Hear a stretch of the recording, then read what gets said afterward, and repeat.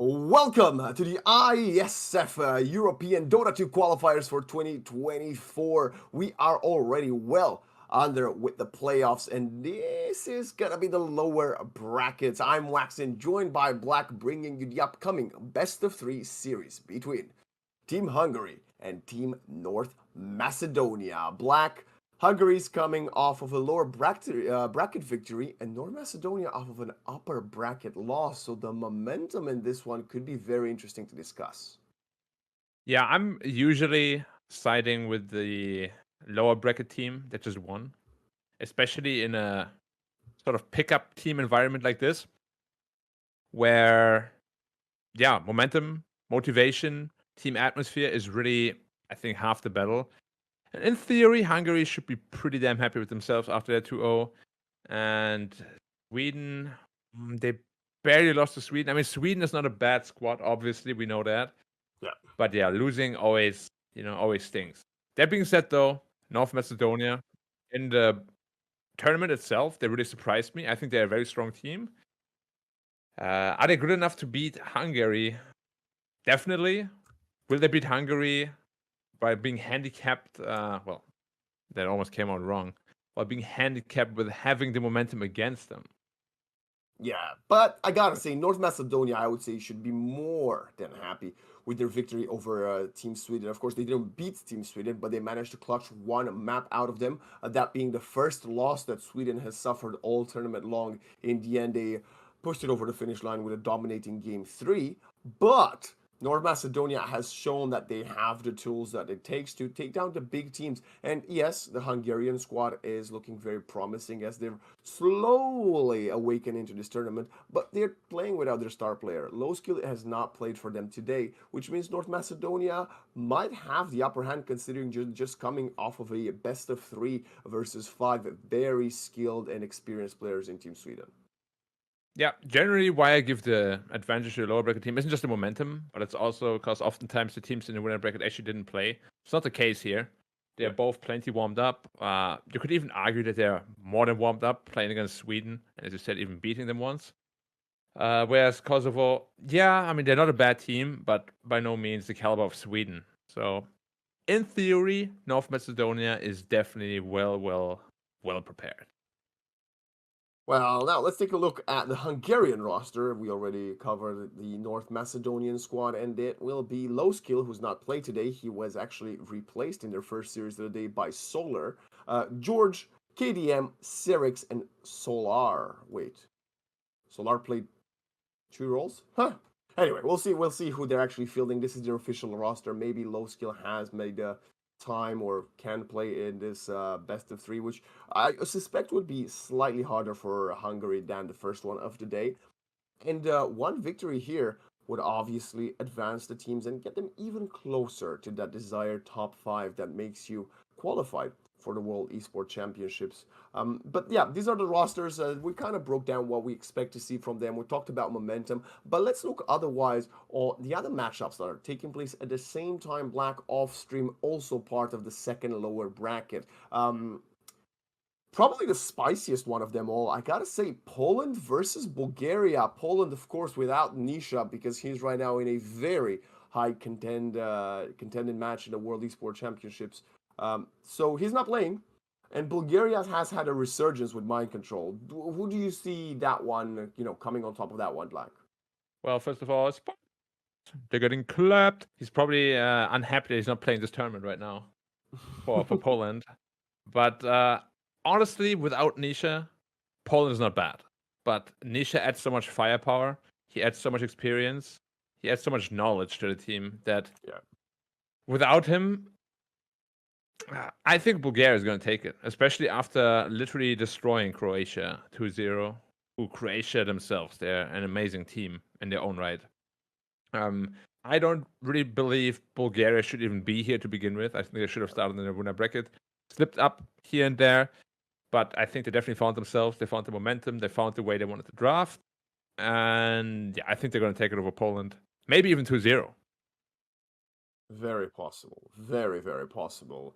As Poland has also lost to Greece this morning. They didn't show that much of a presence on the server versus the Greek squad. So yeah, I think Bulgaria is probably the safe bet there. But moving on, we've got Turkey and Serbia. Serbia and Turkey, two very interesting teams. Serbia 3-2, barely missing out of the upper bracket, and Turkey being one of the strong contenders in that Group A versus Greece and Romania. That's a very curious clash because Serbia, I think, have also underdelivered a little bit. That's the team with Mikasa and LeBron, so they should have done a bit better. But Turkey, they've been just like North Macedonia on our match here, one of the surprises, the pleasant surprises of the tournament. So, how about that one, Black? Do you think Turkey has what it takes to upset Serbia? Is LeBron playing now? Because initially he wasn't on the first day. I don't know if he is now, but I think I think he LeBron. played in the morning, yes. Okay. In that case, I think I'm going to go with Serbia, just because LeBron, I think, is a fantastic captain. He's a great drafter. He brings a lot of experience. He's been playing for a long time. I know Dingo from the Turkish team. He's a very strong player in his own right, but I don't think it's enough to really eke out a victory over Serbia. Maybe one map, but winning a whole best of three is going to be very tough. And finally, before we jump into this draft, we have the fourth and final lower bracket series taking place at the same time. Black, it's Romania versus Moldova, Oh. a battle of pride, and very sad for both of the countries that one of them will have to go out. But on the bright side, at least they're not both going to be eliminated. As you know, there's a lot of camaraderie and a lot of history between the Republic of Moldova and Romania. So in that one, I think it's safe to say Romania should be the favorite, but they've definitely played way weaker than Moldova over the last couple of days. Yeah, however, in the morning, they did make a couple of roster changes. Yep, they did.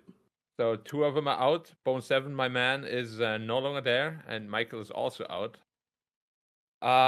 They look pretty strong after that, to be honest. I don't think Michael has played at all this weekend, and Bone 7 was swapped out last night. So it's Yeah, essentially just a one player swap 77 for Bone 7. And I think they ran Vengeful Spirit in their victory over France. But again, France they've gotten some victories, but I don't think France is a team necessarily that you measure your skill against, especially when you got the likes of Weeha on your roster, right? yeah, they're definitely not too happy with the performance, which is also, of course, what led to the roster change to begin with. I will see. You know, their game against France looked good. They won 2-0. Maybe they rediscovered themselves. I can only hope. Like, I really like the squad. I like the players on it. Would love to see them again. We would love to see them perform, but maybe Moldova have something to say about that in the game that happens off stream as we now turn our sights onto this upcoming best of three of Hungary and Macedonia. We are already underway with the draft. Snapfire, Beastmaster, Monkey King, and Hoodwink, respectively, being taken out, and the Nyx Assassin as well in the first ban phase. Yeah, Nyx is actually experiencing a lot more bans. I Rightfully have so, seen the I'd Nyx say. game. He did well, but is it a first phase ban worthy kind of hero right now? Depends if you want to play something like Enchantress, or you've got some sort of one hero like that in mind, or you want to play something that's a bit squishy and can easily get picked off by Nyx in the first 20 minutes, maybe.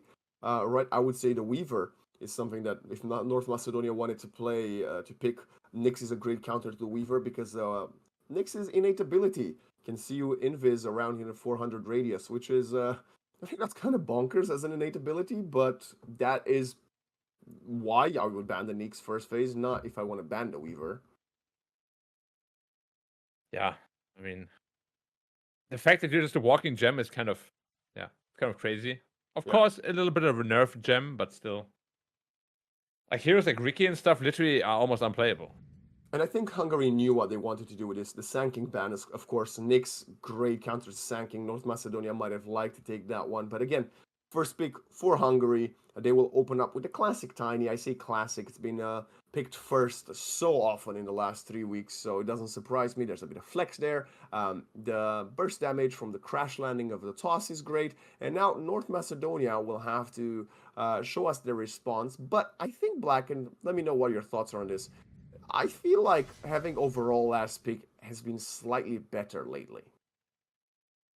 Yeah, I think historically, especially if you have very strong players on your squad, one that can really make use of it, it has always been better. I myself always loved having last pick. It just gives you this like, ha, gotcha. Gotcha You know, pick, like yeah, yeah. exactly. Yeah, it always gives you the chance to round out your lineup perfectly. Whereas with first pick, you have to kind of pick a well-rounded lineup at the very beginning already, which means oftentimes you can't really go for the heroes that you would want to go for.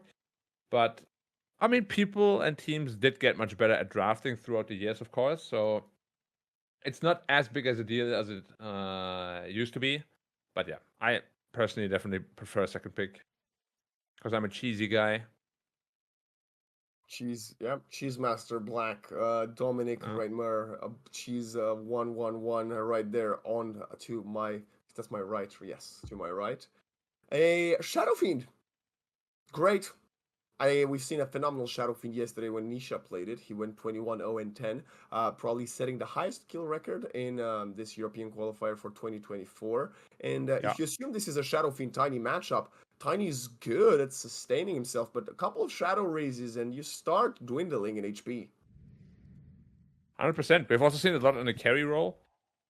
Yeah. In fact, in our first series, we have seen in the carry role, he might or might not have one or two shot a couple of heroes.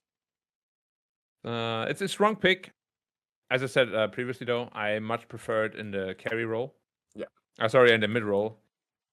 Carry is alright. It does very well in the lane. It just I don't like my carries to be squishy. You know, like I want them to have one or two items and then be able to really fight and not be too worried about dying. Whereas if you jump on SF, no matter how good his early game was, he's probably gonna die.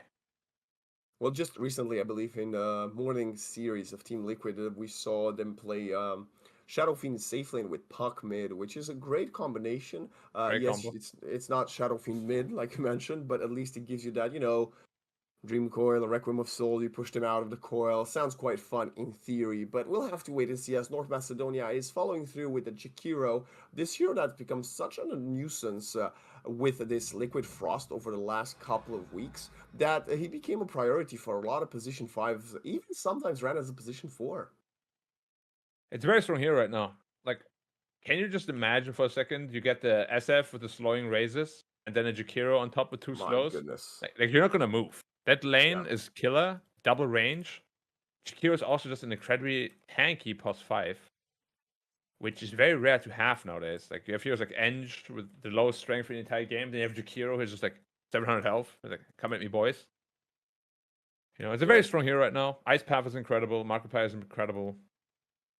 It's definitely getting the love that it deserves. And when you get the Jakiro, we've seen some Jakiros picked as Phoenix counters, which is also one of the supports that is seeing a lot of love. Now, the Jakiro innate ability allows you to double click on every single right click you do, so it's a much faster egg killer. But Hungary will get the Rubik, and we're seeing more and more Rubik mid following your tops and steps. Even earlier, I believe you had Mind Control step up and play mid with the Rubik, and Rubik Shadow Fiend mid. You would normally think that ESF has the advantage, but Rubik held his own quite well because he keeps spamming the Fade Bolt and kind of reduces, SF wants to push the wave with the raises, and then Rubik does the same with the Fade Bolt, and it's kind of a stalemate. Yeah, Rubik in general, his range is incredible. His stats gain is great. It's a very strong mid hero on paper. It's just the only reason why it's not being played much more is he's just so flimsy, you know? Like you're reliant on stealing good spells, which Yeah. in itself is already very unreliable. You're reliant on enemies giving you their spells, which again adds to being unreliable. And you really just, yeah, you just die, literally. Like people jump you and you're dead instantly. There's oftentimes nothing you can do about it. Yeah, of course, just position yourself better or whatever, but it's not always that easy. Enemies have blink daggers. Heroes like Storm, they eat you for breakfast. So you really need to make sure that you have the perfect sort of draft to make it work. But I like the protection right now from them. They got the Phoenix, which I talked about, potentially slightly getting countered by high right clicks, heroes like Jakiro and, of course, Shadowfin with a lot of attack speed. But even if the Rubik steals a Requiem, you get Supernova plus Requiem, protected for the entire duration. Even Tiny jumping in, avalanching, and, stopping the right clicks to kill the Supernova. Hungary is playing some very in-depth mind games with this lineup, and that's why we see actually both of the squads burning through a lot of reserve time for the first 5 picks already. Yeah. The Phoenix actually picked after the Jakiro, just as we Yeah, spoke about, yeah. how it actually counters it a little bit. I mean, it's not a hard Must counter by any means. It's not like this a to Snapfire. this one It's is a just hard it's just counter. annoying. No, this one Oh is yeah, not a yeah. counter. Oh yeah, yeah, yeah. Like she's one of the. I mean, you can see she's very strong. She likes her protein, so eggs are definitely a staple in her diet. And she's here to um, scramble some. I gotta be honest. We saw this morning. Me and Pickup covered the first series of the day, and yeah, that was a Marcy countering the Phoenix, and as you expect, Unleash jumping on the Supernova, you completely obliterated. Even the way rebound works, you can sometimes stop the Icarus dive mid, well, mid dive, I assume. So interesting choice here. Now this Marcy will allow this Shadow Fiend to get a bit of extra damage as well, because well, assuming that's the facet she goes for. And now the Dark's here. I love it. It's the second time I get to see a Darkseer on stream this whole week long, Black, and I don't know why these teams are not playing it more. Darkseer is so strong. The game we had it the other day, he completely obliterated, rushed the classic auras, which is, that's why you have to do this patch. And North Macedonia says, okay, you want team fight, we'll get the team fight hero of the patch. Yeah. No, I mean Daxia, as you rightfully said, is so incredible in his team fight aura meta. Everything he loves to do. And yeah, why do teams not pick him more? I'm not sure. I mean, the He teams pick hasn't it been in. banned a lot. No, it hasn't. They're just the European IESF qualifier teams are just staying away from it, despite it being considered an S tier hero in tier 1 Dota. It's very strange. And look at it, it's classic setup. Vacuum Ice Path, Requiem of Souls on top of it just for extra. Like, this is 2012 Dota. Yeah, it's very potent. It's very simple too. Like, yeah, it requires a little bit more team play, but honestly, vacuuming on top of an ice path is not that difficult. You know, players with this caliber can easily do that. And if it ever happens, you just suddenly ice path 2 or 3 heroes. Well, yeah, good luck winning that team fight because you're not going to. I mean, even if you want to go for the more complicated stuff, you got Marcy running at you with a Surge and Iron Shell on top of her, and then you get Vacuum into multiple people rebound. That's still an AoE stun. That's also incredible. Again, slightly harder to pull off than the Ice Path combo, but you've got multiple tools for that there. And like I said, Iron Shell, Surge, Marcy running at you. Look at the heroes on side of Hungary. Other than Tiny, everybody else just dies. Yeah. I mean, I really think it's going to be tough. I mean, Troll at least is. I wouldn't even say it's like super good against Darkseid. It's not bad, but it's not like a hard counter per se. Troll against Marty though is really good. However, there's also this interaction where if you unleash Mm-hmm. after the Battle access, trance. and yeah, like you literally just outleech him. I think Yeah, you do. I until he mean, gets the bash at least. I think this morning that was the case when we saw, I think Boxy was playing position 4 Marcy versus Skitter's position 1 Troll. And that's what happened towards the very portion. It wasn't even early game. It was like quite close to late game. Troll BKB, Battle Trance, Marcy BKB, School Basher. She would just sustain herself by punching away at the Troll. It's incredible. And like you said, Phoenix picked after the Jakiro. Now the Troll picked after the Marcy. Hungary might just be very confident in their approach, but so far I feel like North Macedonia definitely has the upper hand in this draft. I would agree. I do think though that depending on the farm of Troll, there's definitely a world where Troll completely destroys Marcy as well. If he Mhm. gets a fast basher, I mean, we'll see how the game goes. Obviously, lots of farm is to be had, and whoever has more farm obviously has the advantage there. We don't know if it's a carry Marcy yet either. Could still be a support, so we'll have to see. Centaur last pick, okay. I think it's a support Marcy, and I don't like the Centaur. I feel like there's a reason why there's only like 2 players still running Centaur Dispatch, and I'm not a fan of it. And now North I Macedonia with a Lifestealer, which is gonna get an axe, Black. He's gonna get an axe, and he's gonna jump into this troll. yeah, disarm galore. He's gonna get kited so much with vacuum as well. Potentially SF ult too. It doesn't look like a very fun troll game, does it? No, it doesn't. Well, we've seen the draft ahead of us, ladies and gentlemen. Let us know in the comments below. Who do you think will take this map number 1? Of course, it's a best of 3. Will it be the North Macedonian combo wombo plus the Lifestealer, or will it be Hungary trying to ride the momentum of the lower bracket victory? Black, who do you take in this first map after seeing the picks? I think actually the saving grace. I mean, I am gonna go with North Macedonia here. But I Yes. think the saving grace is that Troll historically has had great matchups against the Lifestealer. So that is the saving grace. Hmm. And if he gets off to a good start, I think they can definitely make it happen. I'm going to take North Macedonia as well. I think the draft looks a completely way, first of all, easier to execute. It's a bit more cohesive. They've got way many tools of putting all their stuff together. And yeah, I just think North Macedonia came on top of this one. Of course, we'll have to wait and see, like you mentioned. There's still plenty of tools for Hungary in this first map. And hopefully they can make us believe in the centaur, for example, which I really think will struggle in lane. Yeah, I mean, against Lifestealer, he can literally solo that lane if he wants to. It has been a hard contest since forever. So, Yeah. yeah. It's not going to be a fun one for the Centaur for sure. And you already Well, mentioned it's not the greatest hero to begin with. Well, game one is underway. We're hopping straight into it. Both teams smoking up. Let's see who's going to place an aggressive observer ward. And are they going to go for an early contact as Allison's smoke already breaks? Well, it could just be a ward smoke as well. Doesn't always have to lead to action. Although, I feel like SF level 1 in general, you always want to fight. Yeah. It feels so strong.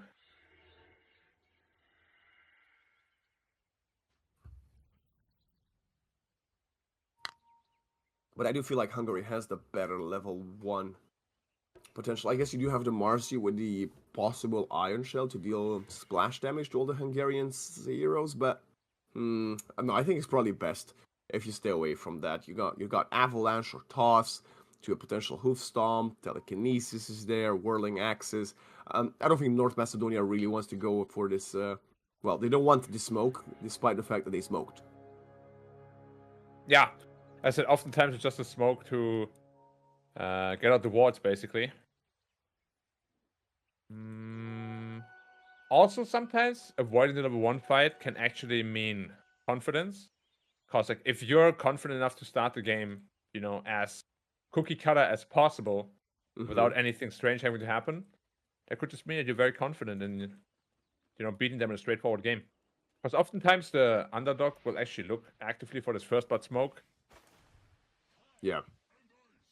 No, that makes sense. You're the underdog. You want to catch your, arguably the higher opponent or the favored opponent by surprise. And look at Allison already zoning out George, collecting his last hits. This is a great start for the Shadow Fiend, but I think George should be fine on the Tiny, at least for the first 3 levels. Yeah, I mean, Tiny is still an incredibly strong hero, so he'll do just fine. Incredibly tanky. 2 stuns.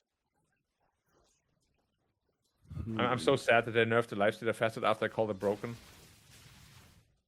Do you feel like it's still too good? Because now I feel like it's... I mean, I said it was underwhelming the first time around, and yes, it was broken, but now I actually feel like it's a bit underwhelming. Yeah, I think I have to agree. I actually feel like it's underwhelming now. Yeah, and I think if you would get a bit more, like instead of getting what, you get 5 permanent HP for a kill, if you get like 50 per kill, that would be interesting, and then that would force the Lifestealer to play a bit more aggressive. Like early on, get involved and want to actively seek for these kills. I mean, my idea was just make it 1.5 instead of 1. Like the golden middle. Yeah, that makes sense. I don't know why they nerfed it like by that much. We didn't really have a sample size at all. Solar, nice attempt with the telekinesis on top of the cliff, but in the end, he will be the one giving away first blood, buying a bit of time from Zip Zap, forcing him out of the lane, really wants to get the courier kill, but can't do so because of Marcy's innate ability that gives 1 extra right-click HP to all the couriers on his side. I was talking to Bcop this morning about underwhelming innate abilities, and he mentioned this one. And as a support that I sometimes, don't have a lane and I just go for sniping couriers, I actually feel like it's a pretty good innate. It can be a very big deal. Of course, it doesn't matter against melee heroes, but as a ranged hero, you hate that. You hit it, you're like, I got the courier, and then you're like, oh no, innate ability, I forgot about that. It's such an easy one to forget too. Yeah. I mean, I don't think it's probably the best one. We were just mentioning the Nyx one in the ban phase. That is very strong. But there's definitely, I mean, my argument is the Enchantress one just completely sucks. yeah, I mean, there's at least plays to be made. You know, Yeah. I would even argue Enchantress's one has its time to shine sometimes. Yeah, But never. overall, it's not great. Yeah, very situational, and that's not what you're looking for from your facets. So far, so good. As we expected, Shadow Fiend has a considerable lead versus the Tiny, and it will become even higher as the game progresses. But also, the Shadow Fiend, when he hits level 5, wants to go and kill stacks in the jungle, so that will allow the Tiny to actually catch up a little bit when it comes to last hits in lane. Yeah, SF though is a snowball hero. If he snowballs out of lane, he can potentially become completely unstoppable in the mid game. So they have to make sure they control him just a little bit. Very even game so far, though. No first blood yet. Yes, there has been. Yes, there has been. I'm so sorry. It feels like it hasn't because they're so slow. Yeah. It feels like they're I still. actually forgot that the Rubik died. Yeah, it feels like they're still looking for the first blood. Like that's why both teams are playing in such a manner. Also, I wanted to get your thoughts on this. We saw the Jakiro. Now he's level 3, but level 1 he got the Liquid Frost. Do you really think it's that valuable? Also, what is KDM doing here? KDM, you are way too confident, my friend.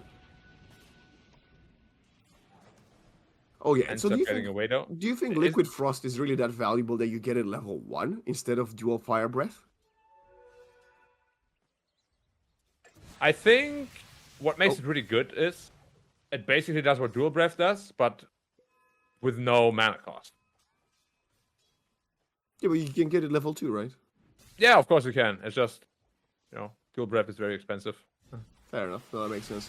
Like I said, up top, KDM was a bit too overzealous, wanted to reset, went back to base, but at the same time, Serix will get caught. Nice telekinesis back. He turned back for a second. I think he would have still died, but I think he might have fallen to the Jakiro right clicks if he kept running up north. So, an unfortunate death for this Centaur, and now George is getting chased under the tower. Nice avalanche to stop that for pursuit from Allison, but he keeps on chasing. He's got the boots, he's faster. Double Shadow Raise combo on it. George really wants to get something in, but Allison will connect with a final right-click Shadow Raise, and it's gonna be 4 for none for North Macedonia. Well done. And we already know the squad is good, and they're showing it here again. What's surprising to me is that it's just a 1k lead with 4-0. That means at least the lanes aren't going too poorly for Hungary. Because we have seen definitely in the past where with this kind of lead you're already up to like 2-3k. They managed to punish the Chikiro bottom at least, so that will help them a little bit. But no, that is a good point. I think it's safe to say that Hungary has the players that know how to last hit and keep the wave, the creep waves at least even, if not in their favor. But I'm really concerned about this Shadow Fiend Black. He's level 6, minute 6. And if he wants to go for some rotations, it would actually spell disaster for the Troll or the Centaur. Yeah, SF's game is way too good, and we already spoke about why that is so scary. Like, having a good game on an already snowballish hero is double scary for the enemy team. I will see how he can convert. Like, he's still very squishy, SF, like, if SF makes a mistake, it's very easy for him to die. He's not like a Dragon Knight. Speaking of Dragon Knight, I love playing Dragon Knight. You can make so many mistakes and just get away with it. I mean, we're seeing more and more Dragon Knight position 1, right? Just going for the cleave damage. Now the rotation from the Shadow Fiend, like predicted, is coming up top. It's going to be the Troll vacuumed at the hands of Allison. 1 Shadow Raise, 2nd, 3rd, and that's going to be an easy lineup through the tree line, allowing Allison to get the kill. And now Solar is here, wants to get something back, but the only thing he was about to get is a hell of a beating from the Soul Eater as the Shadow Raise connects. Solar keeps running away. The Centaur wants to come in to help, and now the Phoenix gets disposed, rebounded on top of him, and it's going to be a triple kill for this Shadow Fiend. Now Go surges away. Serix cannot get more than that, but George is looking for a toss. Avalanche, they're going to stop the TP from the Shadow Fiend. This would be a massive kill, and they get it. Dominating kill streak collected by the Centaur Warrunner. I have to say, Allison, yeah, of course he just died there. It was a nice rebuttal. Nice comeback fight for the Hungary side, but Allison in general has really impressed me. Like, I didn't know too much about him. Okay. But he always has very solid games. Like, he played a fantastic Ember, and now he's playing a really strong SF. maybe a name that we'll see more often in the future, you know? I gotta say, North Macedonia, like so far, has been the crown jewel of the underdogs in this tournament so far. And you love seeing a team that not only has no previous players that has been in tier one, but just they're such a good unit together. And sadly, it's the lower bracket, so either them or Hungary will have to go. But I would love to see them play at least a couple more days.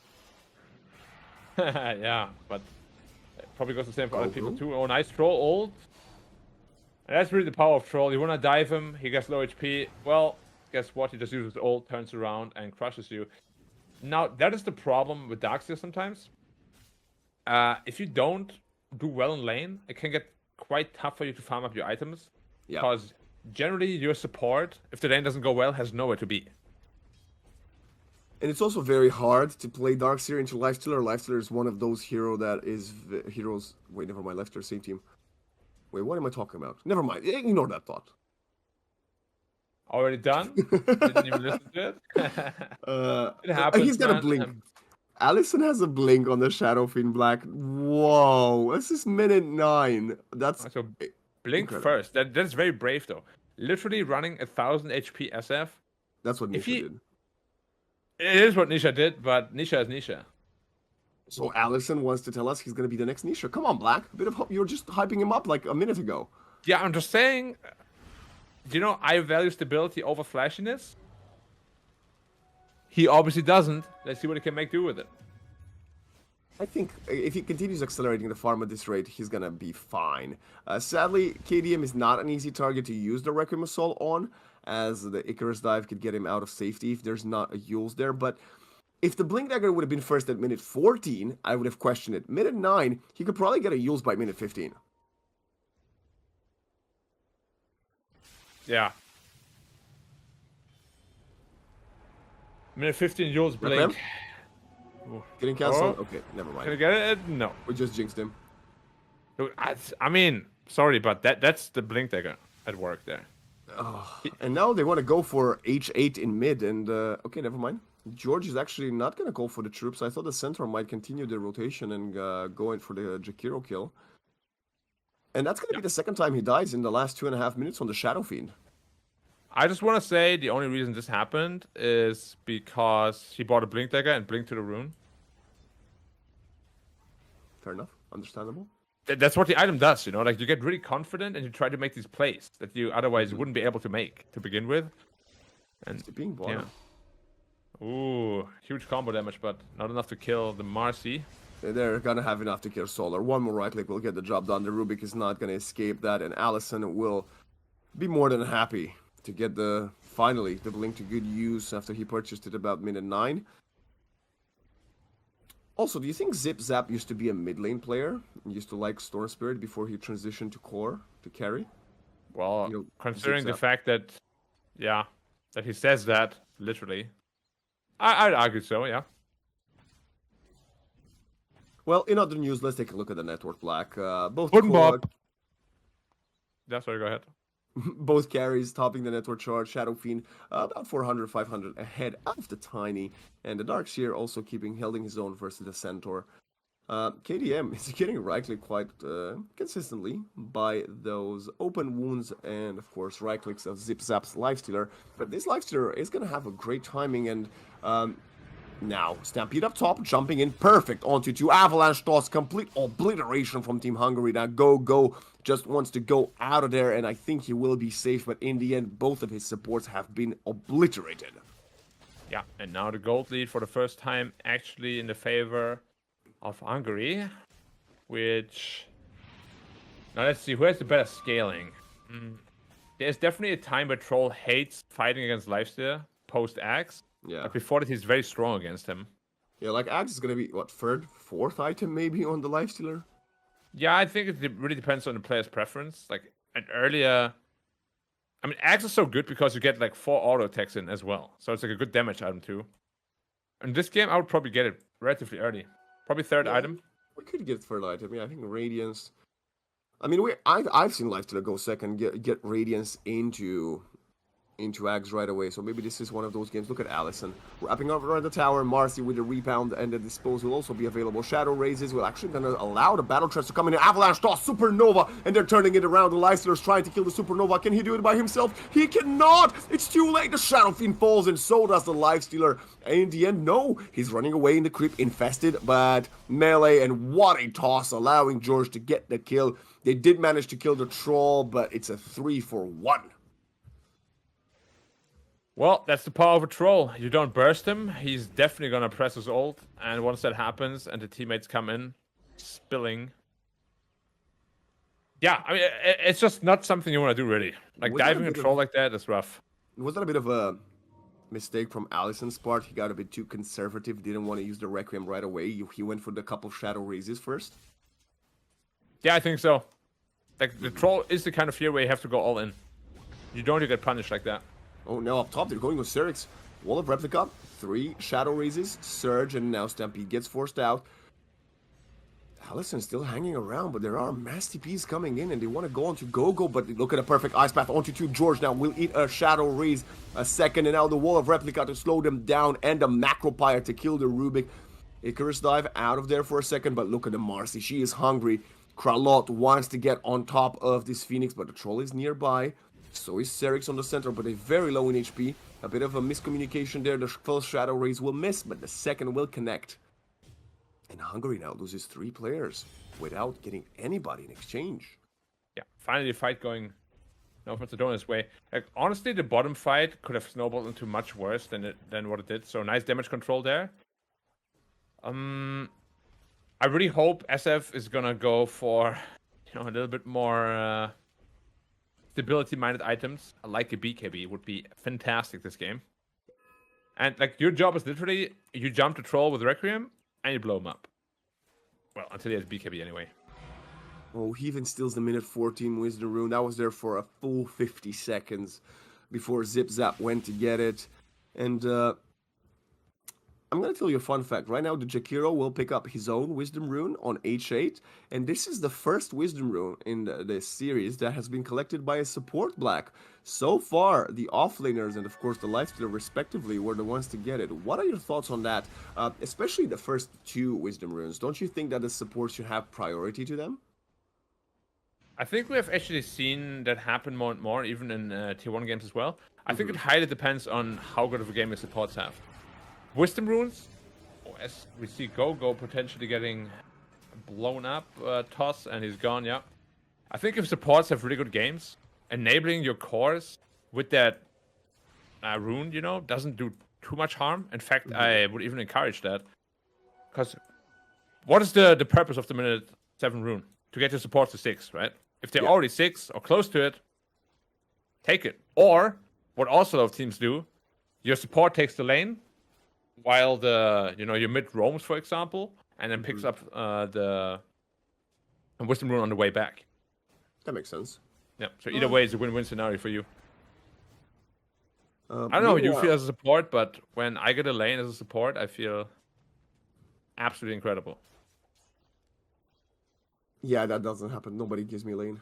They're like, why are you here? Get out of here. You're leeching my XP. So, this Lifestealer is very farmed. Like, incredibly farmed. And I like that the Troll went for the Battle Fury to keep up in the farm with the Lifestealer, but will he actually be able to keep up with him? I'm not sure. Yeah, I'm also not too sure. I mean, Battle Fury is good, but is it as good as Radiance? Probably not. Radiance just allows you to farm too many camps at once.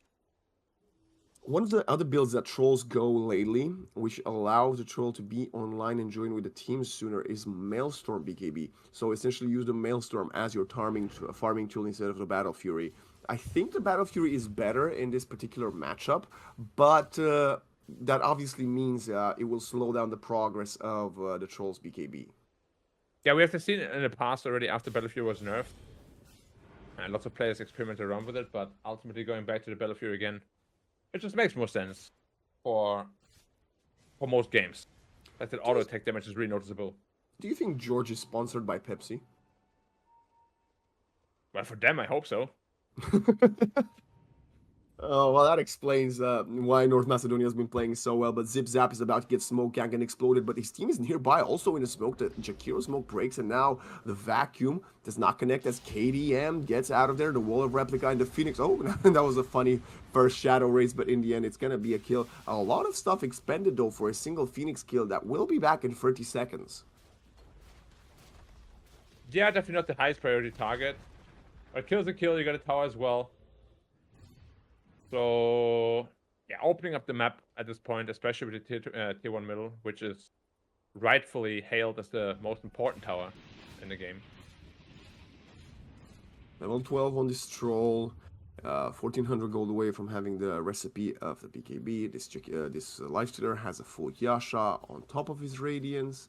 I believe we have a full Guardian Greaves on the Dark Seer, but the Centaur is so poor, man. I told you the moment I saw the hero that I don't like it, and he's going for a really odd build. Lately, we don't see boots of speed on Centaurs. We see triple bracers, and that's it.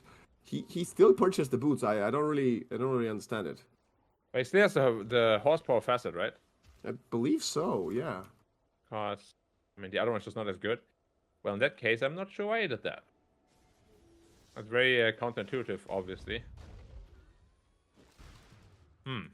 Anyway, there's a smoke up from both KDM and Solar trying to get on top of this Marcy up top. It would be a nice kill, although not the highest target priority.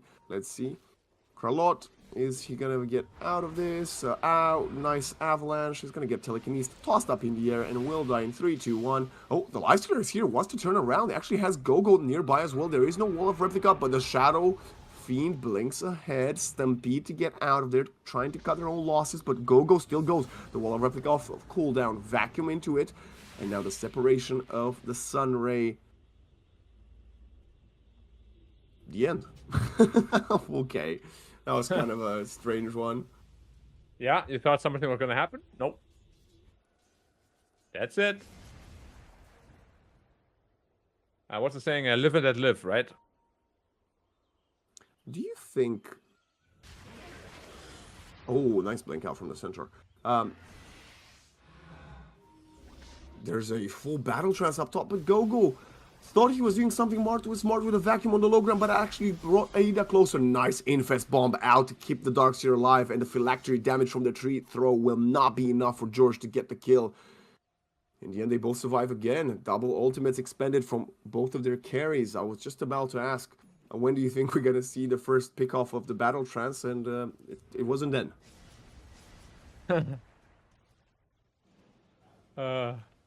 Well, I guess I don't need to answer the question anymore since it already happened. This Marcy so far, as our observer is showing us, we have a full BKB flying to her. There's two Yule Scepters, one on the Jakiro for the Radiant side, one on the Phoenix or the Dire side. For some reason, the Centaur is very low in HP. I believe he was trying to solo the Tormentor? Is that... I don't think you can do that. Because that doesn't really... No. Yeah, I don't think you can do that. Even if he has the Vampire Fangs, would give him a bit of lifesteal. You're not the hero for that, my friend. This is the hero for that. Aida on the Troll can solo it. What's the best hero to actually solo them nowadays? Ursa?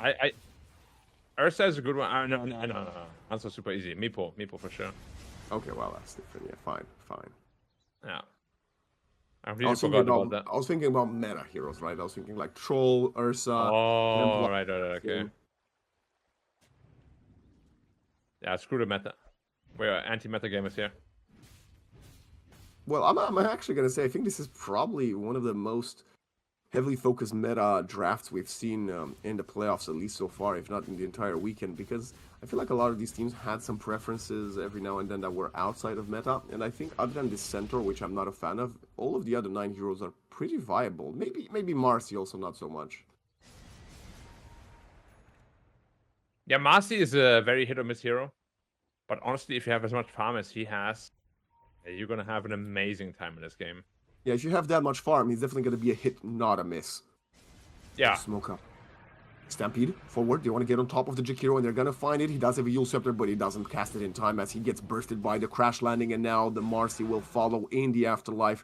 Also, rebound stolen from Solar, but they want to go for more. They want to find Zip Zap on the carry lifestealer. He does rage and tries to get out. He does not have a TP, and the chase continues. Troll on top of him with the nice toss, but look at the Requiem of Soul coming in and turning around, and they're killing the Troll before he pops the BKB or the Battle Trance, and now pitch perfect turnaround from the North Macedonian squad. George 1v3 falls at the amplified damage feat of the Shadow Fiend. Wow, what a great turnaround. The Troll did not expect that Requiem there at all. Obviously, the fear means that he can't pop his BKB.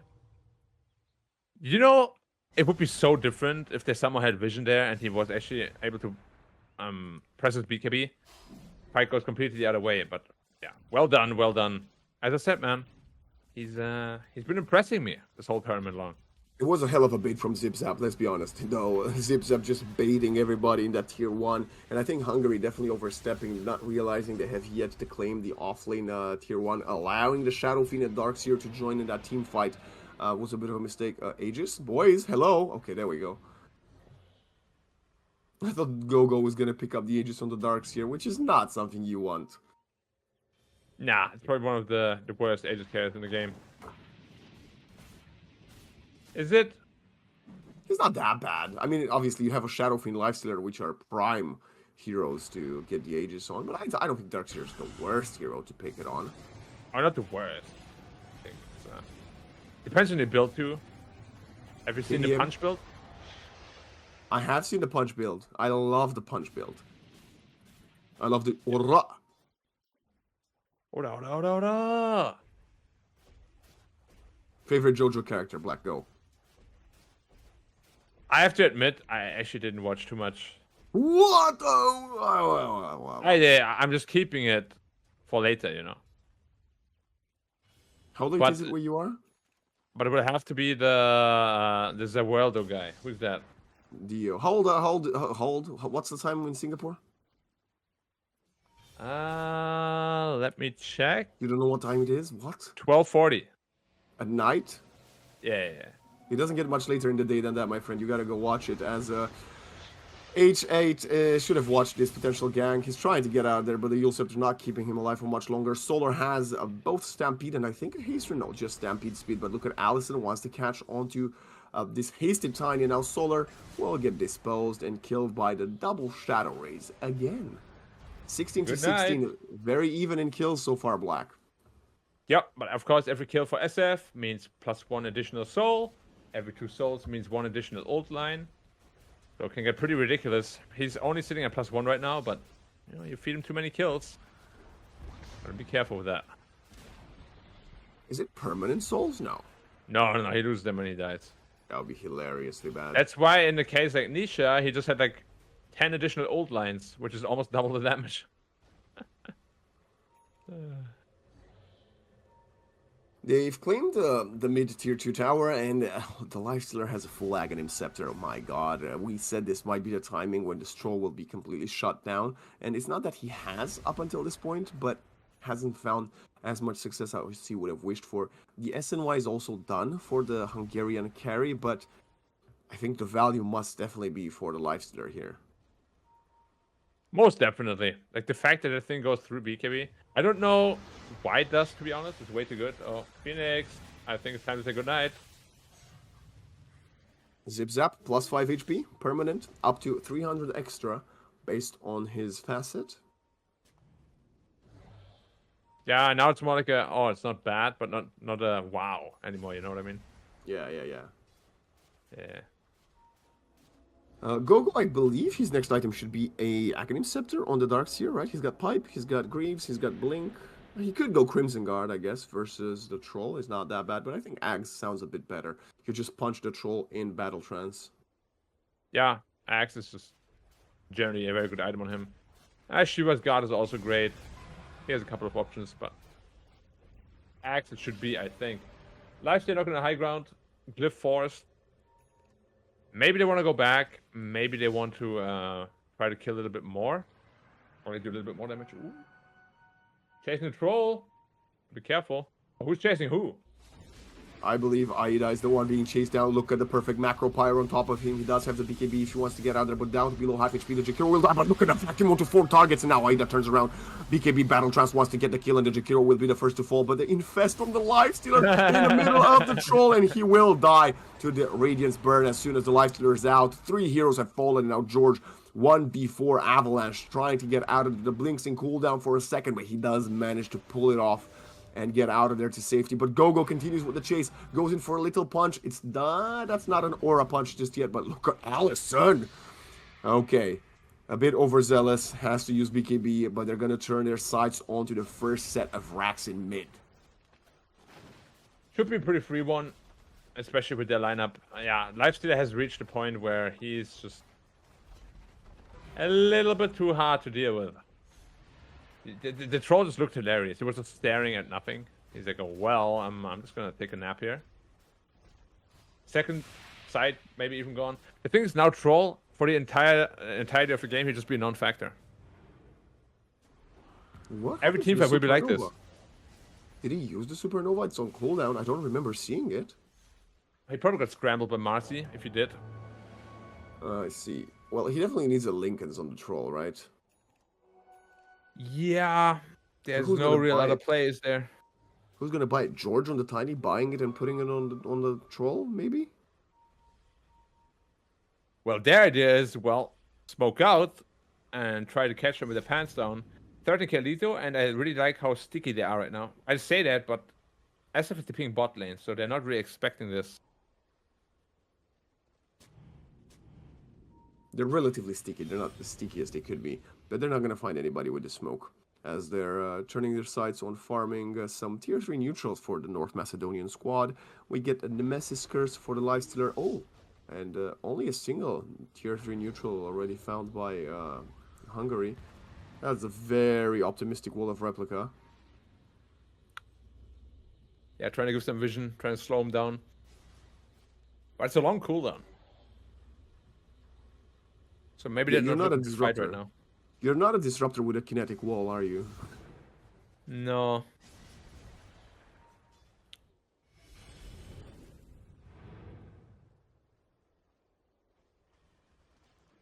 Well, from here on out, it's just, can Hungary find a fight that actually favors them? It's gonna be, like, honestly, I've been looking for options, but at this point, it's so hard to fight. Like, Troll is your main damage, and he's just gonna get infested every time. Why does it go through BKB? I still don't understand that part. He's a Lifestealer. I don't know. He just steals the lives even of the Black King's bars. I don't know. But it's a good question. Maybe it could get modified, but then I think the axe just becomes useless, doesn't it? Yeah, but now it's pretty insane. Yeah, no, that's true. Mass TP's up top. They actually want to get on top of the troll. And look at the blink forward. Infest Bomb is there. And Aida, he's going to get instantly bashed. And now the Ice Path and the rebound on top of him to completely wipe him off the face of the earth. 70 seconds, no troll. And look at Allison. Arcane Rune popped. Wants to go away. Hex, BKB, and the Supernova coming in there to separate the rest of the team from him. Allison now stunned through the BKB. Is actually going to be there for a few seconds, but look at the Marcy unleashed with the BKB. Dispose on the Tiny Ice Path in the air. Another Lifestealer bomb coming in. The George dies. 2 of the cores have fallen. Aged KDM. More like kill DM. And I think this could be tier 4s, but they want to play safe. North Macedonia respecting their opponents very much, not wanting to give away disadvantage in map number 1. And Waxen, that was support Marcy, by the way, quotation marks. Yeah. Absolutely ripped the Tiny apart. Allison, incredible. 2 kills to probably round out the game. Hungary will have to give up the first one. They need to buy back. They need to buy back. Okay, 3 they're all buying back. They actually don't want to give up yet. Okay. 8 seconds on the troll. North Macedonia is 2 buildings away from conquering their first map and taking out a very, very strong foe in this lower bracket. Zip Zap is not deterred. They don't want to wait another minute for the Aegis. They are going for it. They're hitting the Asian. They know there is no more Fortify. 20 seconds, 12 seconds, no Tiny. Zip Zap spots Aida and goes for the right clicks. They're playing so far behind. Zip Zap at the front. Nobody can kill him, and the rest of the team was just protecting him. Now the Blink, Ice Path, pitch perfect, and the Requiem of Souls from Allison as North Macedonia is spearheading into the first victory of this best of three. They're trying to kill the Marcy, but the Infest from the Life Stealer keeps him alive. Gogo, he's punching on the Darkseer. He wants to kill the Ancient, but Aida calls the GG. And ladies and gentlemen, North Macedonia is one game away from eliminating Hungary of the IESF European qualifiers. Woo! Well, that game was actually surprisingly even. I thought, personally, it might be even a little bit more one-sided just based on the draft. I have to say, I think it's because of their first item, Blink Dagger. It's very greedy, got him killed like twice in a row. Yeah. But yeah, Zip Zap on his lifesteal, complete free farm. We called out the Centaur being pretty lackluster. Nothing you can do on his hero. Nothing. He tried. I mean, he also bought boots, even though he has the facet. Like, I don't know. It kind of felt like he didn't even want to play the hero. No. And I can't blame him for that. Like, who wants to play the hero? I'm going to say we just saw right now the last replay we had on our screen was Hungary. She's putting up a bit of a good fight there. But when you see the Centaur and the Troll just staring at the rest of the teams right now dying, you realize you're in a very difficult predicament, as we both called, and this debate from Zip Zap. I mean, we've been praising Allison for how well he played other than the Blink Dagger purchase, but I think Zip Zap was the rock of the team, even with this one, you know. Hungary thought they were coming back into this one. They got 2 support skills. They wanted to get on top of the carry, and they got pulled into the, you know, the bait that was this Lifestealer and then a Requiem vacuum wall, allowing for the turnaround, and that was the beginning of the end, as it allowed for the Lifestealer to get Yaganims and then to just completely turn the Troll into redundancy. Yeah, I think that was really the opportunity they had to just purchase the BKB on the Troll. The fact that he just died without getting it off, that was really sad for him, obviously. Then after that, it was already purchased, the Aghanims was, and we just saw in that one team fight, he was literally just staring at them. And what else can you do? I'm wondering now that we will be having like a couple of minutes break, and Hungary realizes they have, well, essentially one more chance to keep themselves into the tournament. And it's not the first time around, right? Yesterday evening, they were 1-3. They needed a victory, and they, you know, mentally composed themselves and got it to keep themselves in this one. But now, again, with the backs towards the wall, can Hungary come back and go for the reverse sweep? We'll have to wait and see, as we're right now heading for a short break. Welcome back to the IESF Dota 2 European qualifiers. It's the playoffs. It's the lower bracket. It's time to say some goodbyes, Black. I'm Waxen, joined by, well, Dominic Black for the second map of this matchup between Hungary and Team North Macedonia. 2 teams that really want to represent and make their countries proud today, Black. And the first one, it was a close one, but North Macedonia came in swinging and taking the first victory. Yeah, really like the draft, really like the overall gameplay. A very underrated team coming into the event by many of us, I think, including us. Including, yeah, 100%. Yeah, and I mean, again, first game was very impressive. Yeah, they had like their mistakes here and there, but overall, it looked pretty damn solid. Especially for a team that has very few like very little experience compared to the other teams in the European region, right? It's the European region is the one that we've been looking at for the most since we started with the African qualifiers a little over a month ago, Black. You and me have been talking, oh yeah, these are the favorites. It's going to be a walk in the park for these top 5 teams. But the likes of Team North Macedonia are impressing us constantly. And I know I was talking to BCOP earlier today. It's only testament to how much support the country and the Macedonian Federation has for their squads that they even already qualified, I believe, first or second in the Western European Counter-Strike qualifiers. So for a region and a country that doesn't have that many S-tier players in many esports, the fact that they're making a resurgence through this tournament is impressive to see, and you know, hats off to them. And I want to see this Dota 2 squad keep on playing, like I mentioned earlier, at least for a few more days to see if they can make it. Yeah, it would be incredibly fun to see more North Macedonian teams. You know, maybe if they can field like 3-4 squads, okay, it's going to be very hard to take the throne away from the Philippines, I think. Philippines in so many different titles, so many different esports games, they're just absolutely incredible. But maybe if you have like 3, 4 North Macedonian squads, maybe you can get that trophy for the most successful country and then grab that. Yeah, why not? And of course, this is a work in progress, but the progress has definitely started to happen for them. As right now, they're taking down one map, a very serious contender in Hungary. And the draft for the second game, as you can see, is right now on your screen, ladies and gentlemen. And are we going to have any change ups? Yes, we are. The Shadow Fiend respect ban in the first phase. Allison won't be getting his hands on that one for the second game. I personally think his Ember Spirit is even scarier than his SF. But are So you that's going to maybe first pick something. the Ember? Are you going to first pick the Ember? No, no, no, no, no. Which in turn might be even scarier, right? Like if you give him a better hero in a better scenario, he's already performed with the first pick SF. And obviously, like throwing a first pick out there isn't really much more you can do to make a game more difficult for someone. Yeah. Nick's out Well, again. Nick's banned, and so is the Tiny, so we won't be seeing the hero matchup. So North Macedonia continuing, prioritizing this Jakiro, and I gotta say, H8, I believe, the Jakiro player in game one was incredible. There were a few points where we would assume the vacuum would be the setup for the Ice Bat, and it was the other way around. The Ice Bat was there already for the Requiem to come in out of nowhere and annihilate. And yeah, I love the way they play the hero. Maybe other than the change, I would do level 1, go for dual fire breath instead of liquid frost. But again, who cares? You get level 2 in the first 2 minutes. The game is not affected by that so much.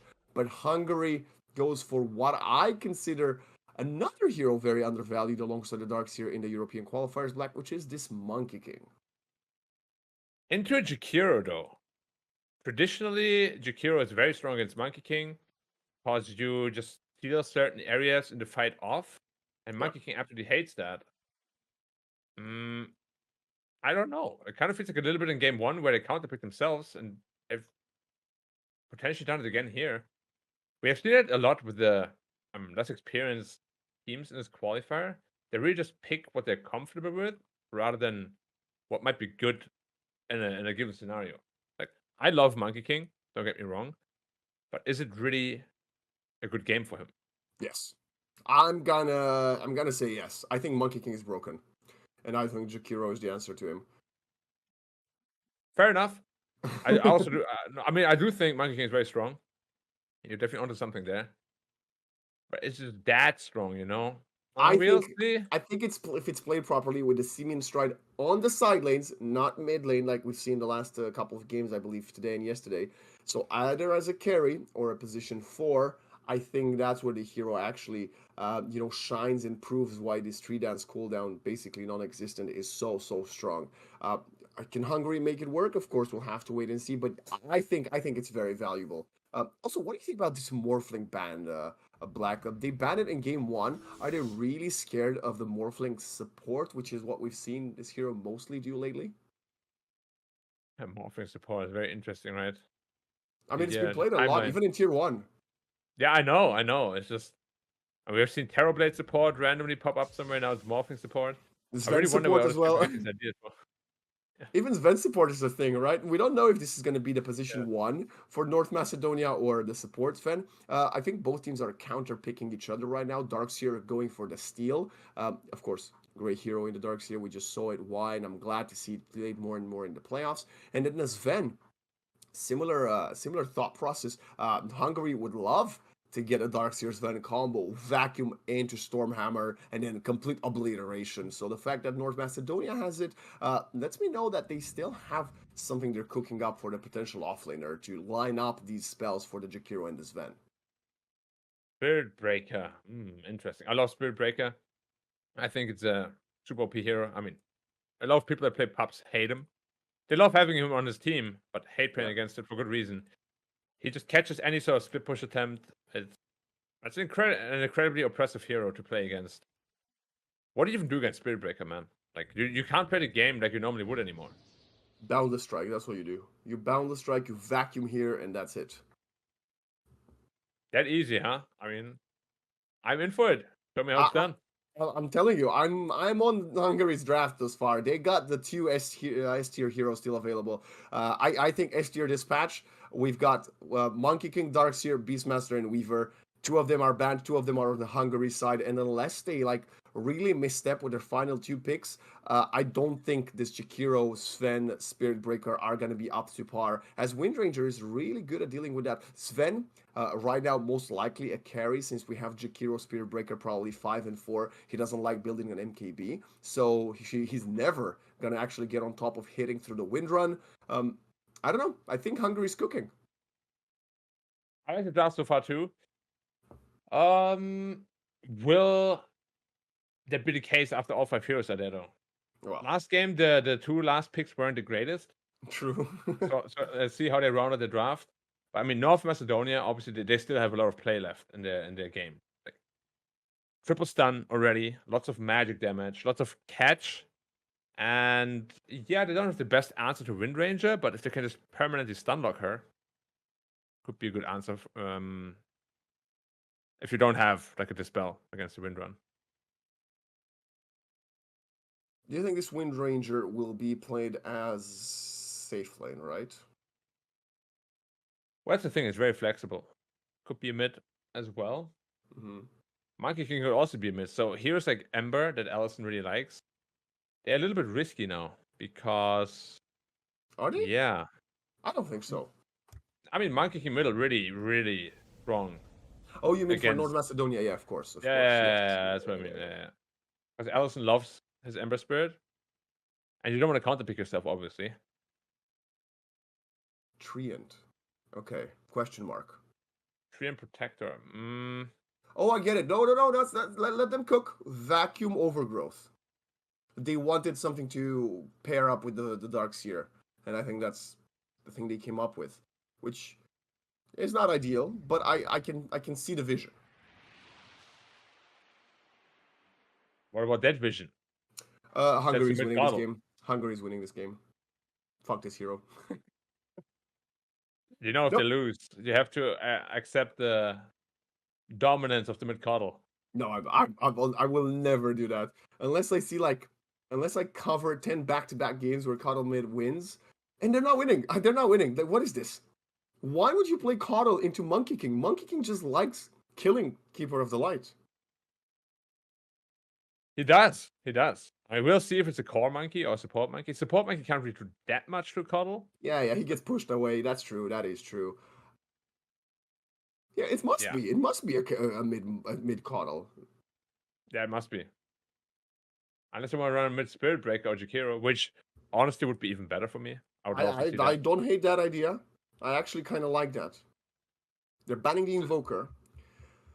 Do you think they're going to ban the OD as well? Because I think OD could also be really good here for Hungary.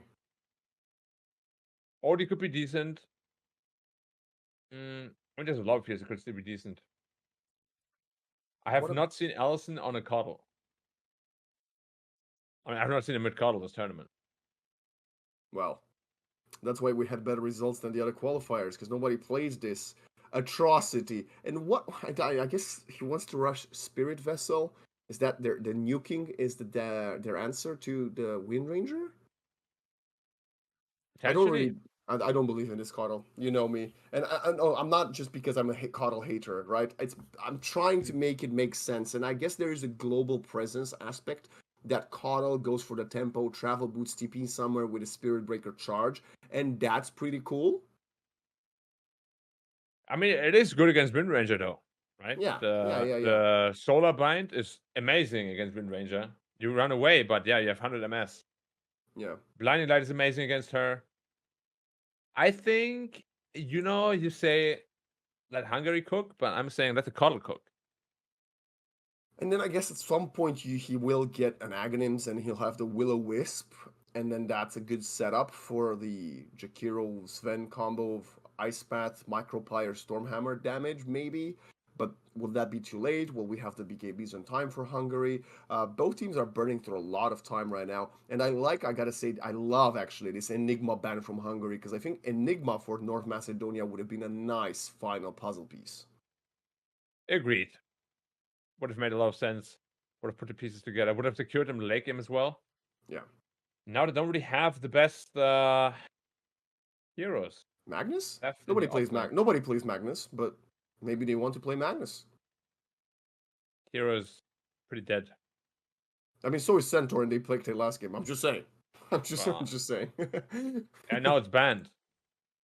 Hungary really puts Centaur in high Well, regard. it was the last ban. They were like, okay, what are they gonna play? I think Underlord is still very much a possibility, but they're gonna go for the Vengeful Spirit offlane. Okay, we have seen a fair amount of this, and I think in this particular qualifier has quite a lot of success. I'm not sure if it's really good outside of this qualifier. What are your thoughts on Vengeful offlane, Black? Not bad. Definitely a decent hero. It's just usually you want to know your matchup. In this game, though, you won't know your matchup, Mhm. and they'll probably counter you. I mean, So if that's the they might case, assume it's a matchup versus Monkey King. And it's not gonna be the case. It's gonna be Windranger. Well, it wait, could be Windranger support, but I assume it's gonna be Windranger carry. And like you said, it's not gonna be the Ember Spirit for Allison. It's gonna be George actually taking the Fiery Spirit brother. Hmm. makes a lot of sense against Coddle. Yeah. One of the best heroes against Coddle, in fact. Yeah. I mean, I gotta be honest, I don't like the North Macedonia draft super much. Thank you. It's like Uh, a big lack of team fight.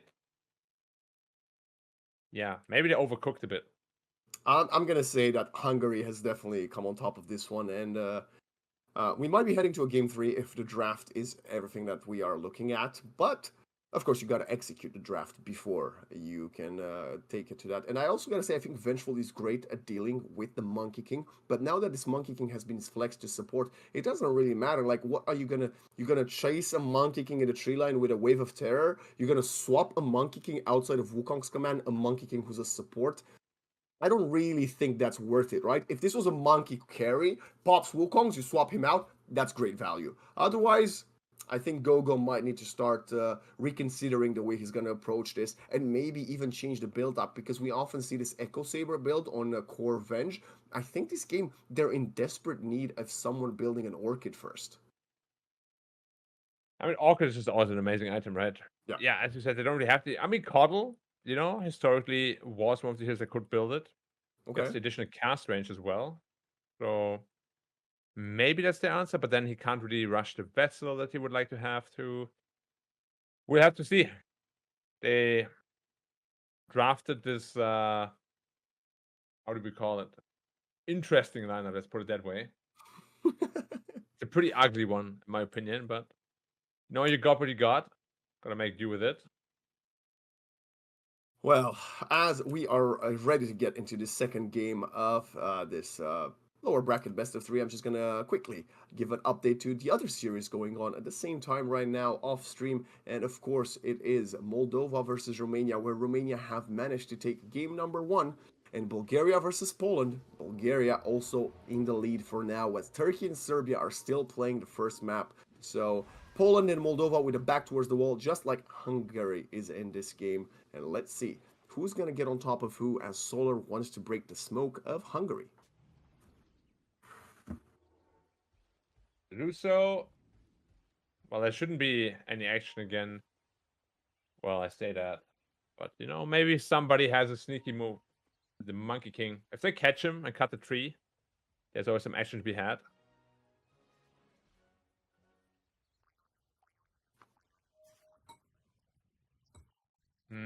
Still relaxing on the tree. What is that observer word? Yeah, By not Monkey sure. King. It doesn't really see Is, much of value in the is laning it? phase. A courier snipe, maybe?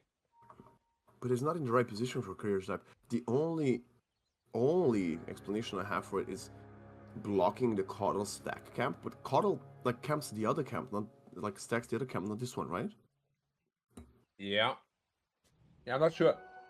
Well, one thing is for sure, that one won't be dewarded. I would assume not. Yeah, okay. So he used the sentry to block the close by camp and an observer for the deep one. Okay. Worth?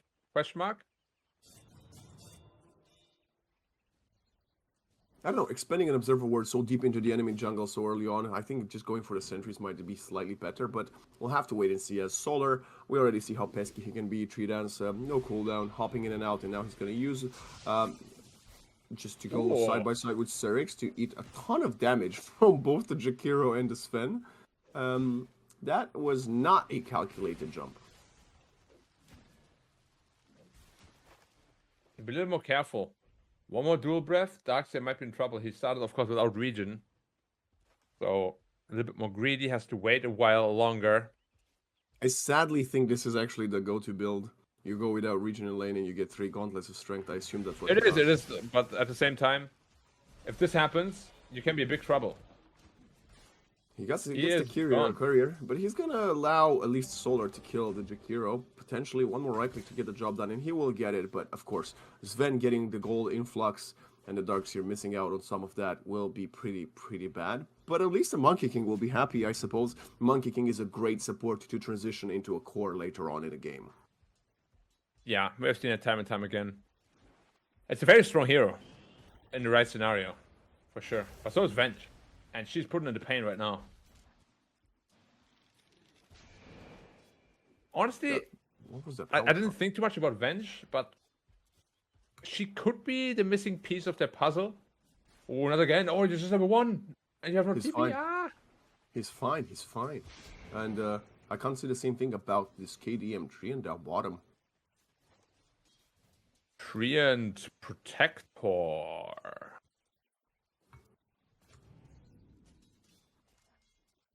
Well, the Venge could transition to a super nice core.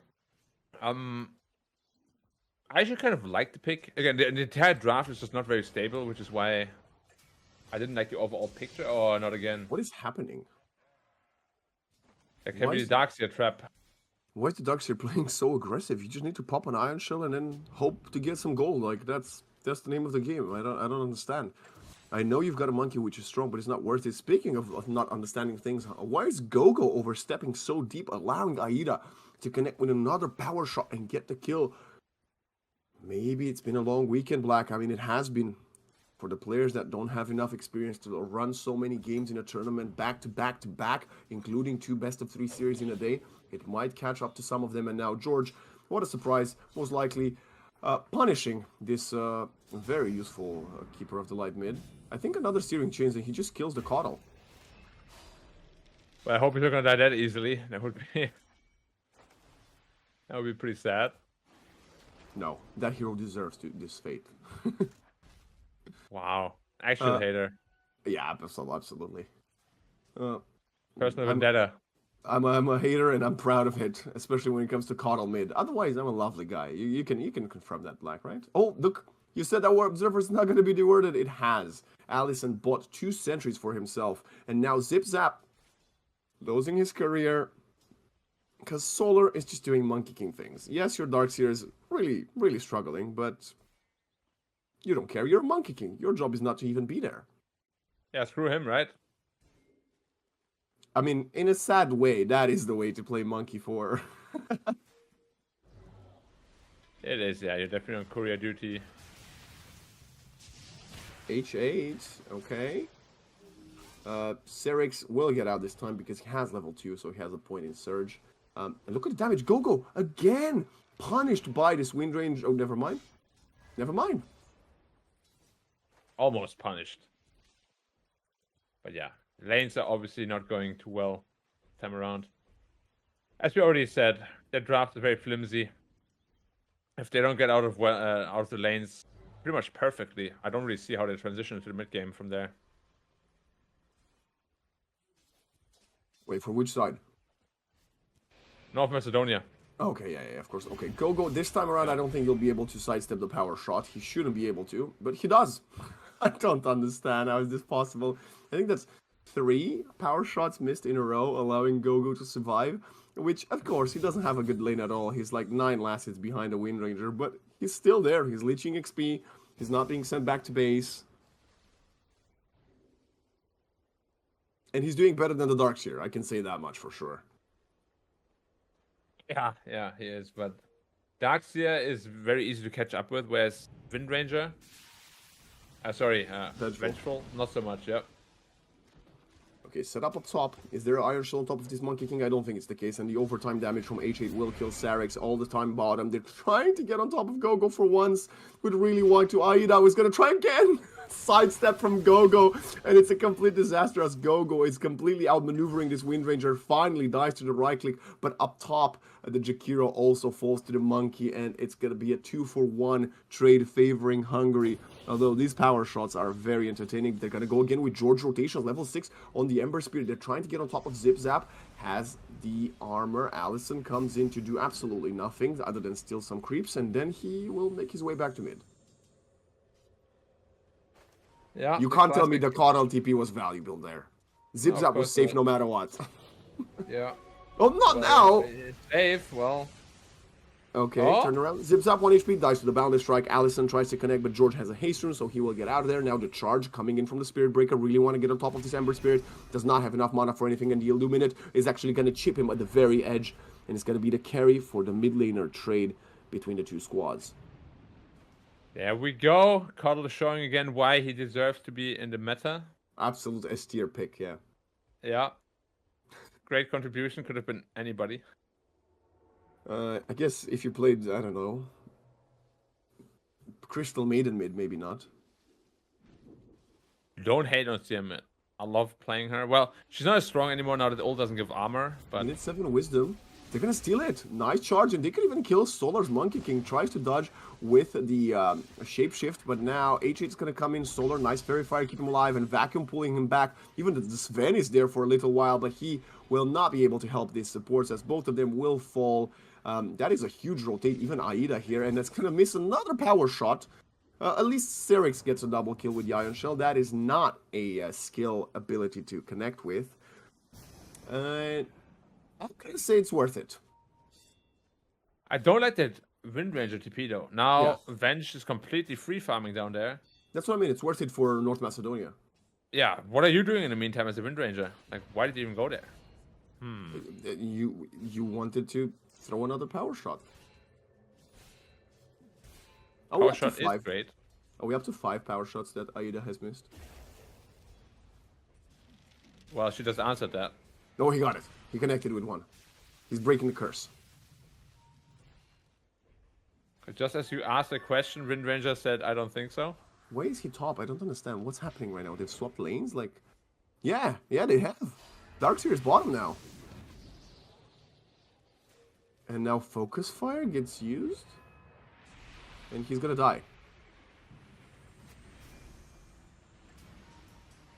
Now, that though, that's good. For who? Blinding Light, you know, Oh, it's a of course, yeah. very strong Illuminates, ability. yeah. Against Wind Ranger is super, super nice. I'm gonna be honest, I have no idea what the Wind Ranger was doing up top, and as you can tell, it was not a good play or a good plan or a good game plan, as he did get punished, but at least they will get a trade kill on the opponent's offlane in exchange as George continues farming on his Ember Spirit level 8, gonna go back mid, and I think this Ember has had a very lovely start to his game so far.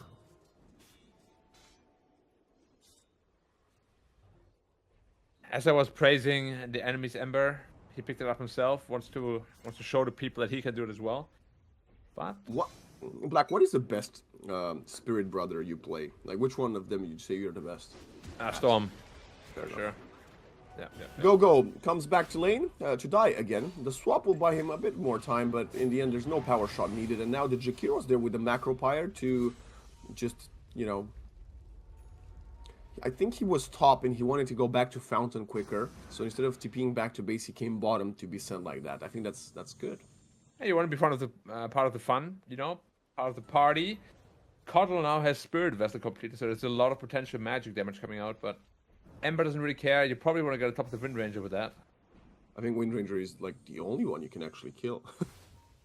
I guess you can kill the supports, but that's not, I mean, let's see, Sarex is trying to deny the tower. Okay, never mind. The God Strength of Zip Zap. Yeah, kind of a scary thing to play nearby. Yeah, he was flirting with the idea of denying the tower, and then Zip Zap was like, get out of here. Yeah, you want to deny the tower? Let me deny your life. Oh, sorry, sir. Here, take the tower. Coddle just defending lanes as he always does. And we'll see. You know, Cuddle could become very scary once he has his ATOS or maybe even Hex later on. Of course he will. They scout out the Spirit Breaker. They have Overgrowth as well. They've got two heroes that play in the trees, the Treant Protector and the Monkey King. So, okay, you reveal the Treant, but the Monkey's still nearby, and now Carl, it's gonna be the punish one. Shackle connects, and now Power Shot! There we go, baby! George is actually gonna come in with the kill secure for Sleight of Fist Searing Chains combination, but it's gonna be 11-6. And despite this early kill lead for Hungary, they're not doing too hot when it comes to last hits. It's just up 1k gold. The lanes haven't gone as good as I thought they would, but I just don't believe in his Venge coming back into this game. It's just impossible, almost. Yeah, if you play Vengeful Spirit, you want to be the one dominating the lane, you want to be on top of the network, you want to be the one punishing the opponents, and we mentioned this during the draft, Black. It don't really make sense. I thought the idea was interesting, because you wanted a strong laning partner with the Spirit Breaker.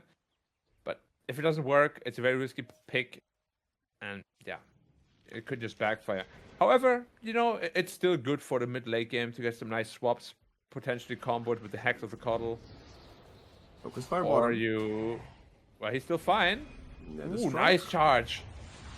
Oh, swap is not going to be perfect now. Aida's turning around. Okay, so I'm still going to get the kill before he passes away. And now the Keeper of the Light going to throw in an Illuminate, and it's not going to reach KDM. Well done, good hero. And now Solar jumping up and down the tree, but not in the correct direction. And now Spirit Vessel on top of the Monkey King will most likely allow them to get the kill. One more right click will get the job done. It's going to be HB with a dual Fire Breath, granting himself a double kill.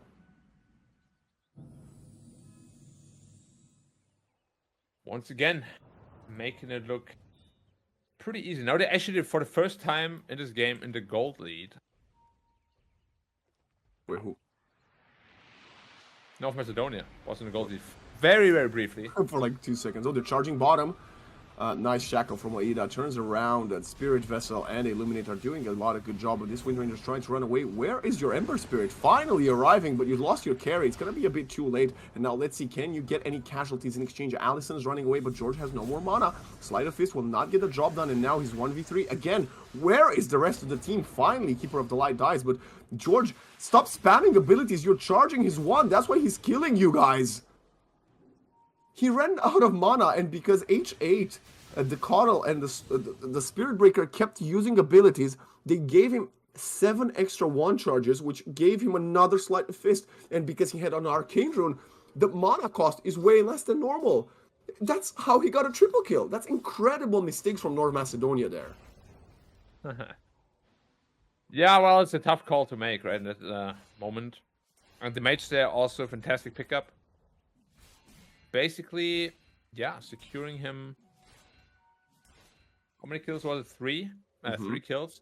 Very, very nice pocket change, of course. While the Sven is still just farming. As well as the Wind Ranger too. Died twice. Wind Ranger is kind of like Venge. You can't really get back into the game too well from being behind.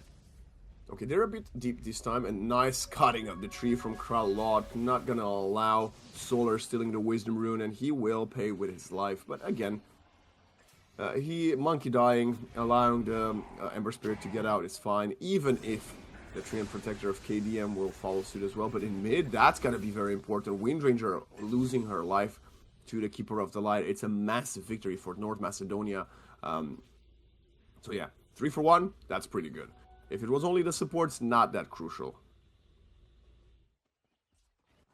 Yeah, Wind Ranger again. I mean, she's still sitting pretty high in terms of net worth. Yeah. But all these deaths, you know, they are adding up, and Venge is slowly creeping up there as well. What about a Monkey King? How is his items looking like? Because I see this Jakiro building almost a full Yule Scepter, which would be great. Oh, he's going for the Atos. This is my build. This is what I play for Monkey support. But you know what I don't do? I don't overcommit on an Ember Spirit if I'm a Jakiro. He's going to be protected by Kralot, but look at Zip Zap on the high ground. George, not a Sleight of Fist, and gets out of there to safety. Now KDM, kind of debated by his own teammate, trying to go for that Jakiro kill, will die to Zip Zap Sven, who now is joining up with his team. When you have a 9.5k Sven joining up to 1,000 gold ahead of everybody on your squad, you will feel the damage of this Sven. Yeah, we haven't really seen him participate in too many fights yet, but once he comes and he starts whacking people, as you said, it's gonna get real painful. Solar and Oh, Aida. You're This gone. is gonna be the, I want to say, 4th, 6th death. Oh my god, for Gogo. Now they're trying to get Aida in exchange, but with the Darkseer there, you're kind of afraid. The Darkseer has a full pipe, so a lot of damage from the Jakiro and the Coddle would get nullified. Look at the Monkey King making a lot of vision. Want to get on top of the Ember Spirit. The slide of these Searing Chains connect. And now George is on top of Allison. Let's see, can the Coddle get out there? Spirit Breaker charging the backline. Nether Strike gets pump fake, not used quite yet. Gotcha damage coming in. But look at the overgrowth. It's the wall on top of them both. And now the Spirit Breaker has nothing to do. The Sven tries to get some damage in, but the vacuum, Slide of Fist, Fire Remnant. Finally, the Ember Spirit falls. Can they even kill the supports as this Sven is getting to work? The Surge to get the Lifestealer away, and the Aghanim Shard on KDM to slow down Zip Zap, allowing the rest of the course to get out of there. But still, what was a phenomenal fight from Hungary ends up being turned on his head from this God Strength Sven, who's still using it, wants to kill the Tree Protector. He might as well get the job done. One more right click, but no more God Strength. The Warcry still there though.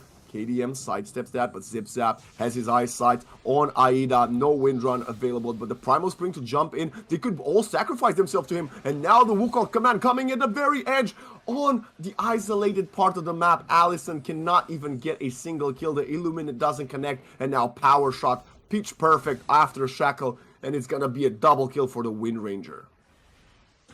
Wow, the fight actually looked so good for them, and then an overcommitment towards the end kind of ruined it completely for them. It's like you're cooking an amazing dish and you put salt on top of it.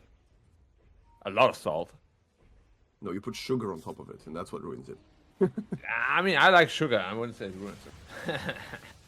Okay, Solar will get punished by a high ground word, and Gogo's gonna get a steals kill. it with the swap. Nice. I would have done that too, actually. I think he needs it, right? This Vengeful Spirit has been so shut down that getting a kill is great. But look at the Gleipnir coming in from the Wind Ranger, and now Slide of Fist onto the 3 targets. H8, Macropyre or not, will get pulled back by the Vacuum. Vengeful dies. She does have the Scepter somehow. And now, Serix swapped again into the Stormhammer. Allison actually collects that kill, and it's a 4 dominating kill streak being collected by this Keeper of the Light. Ooh, the charge coming through as well. You're Nice gone. Gleipnir. That's the Gleipnir. Oh, careful with the Golden Wave. Wow. He does somehow still alive, but another Solar Bind will get the job done. KDM with the Sentry spots him, and now Solar and Ember Spirit with a pitch perfect Primal Spring onto 3 from the top of the tree dance, and now the Slide of Fist again. This Gogo was just respawning on the Vengeful Spirit, tries to turn around, swap onto George, but now Solar goes right-clicking away. Can they get another bit of help? 6 seconds until the Darkseer respawns, but no. Gogo will get out of there safely for now. I have to admit, though, I love this game. It's so back and forth. It's very entertaining. It's very entertaining, yeah. Just look at the amount of fights going on throughout this entire game. Look at the kill score. More than 1 kill per minute. This was beautiful. Such a nice Primal Spring. And Gogo was so close to... Well, his spirit form was so close to being killed just as he was respawning. It wouldn't have affected, like, the goal swing wouldn't have gone any other way, but Gogo could have actually turned around there if he had, well, considerable more farm than he does currently. But the fact that he has the Aghanims despite a rough early game is still alright for him. Yeah, as you said, he's still doing very well for himself.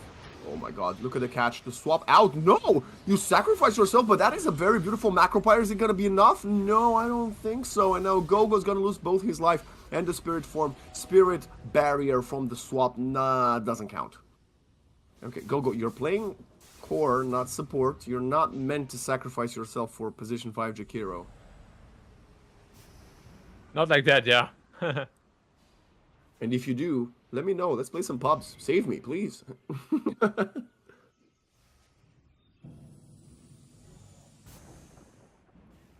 Yeah, a little bit rough, unfortunately.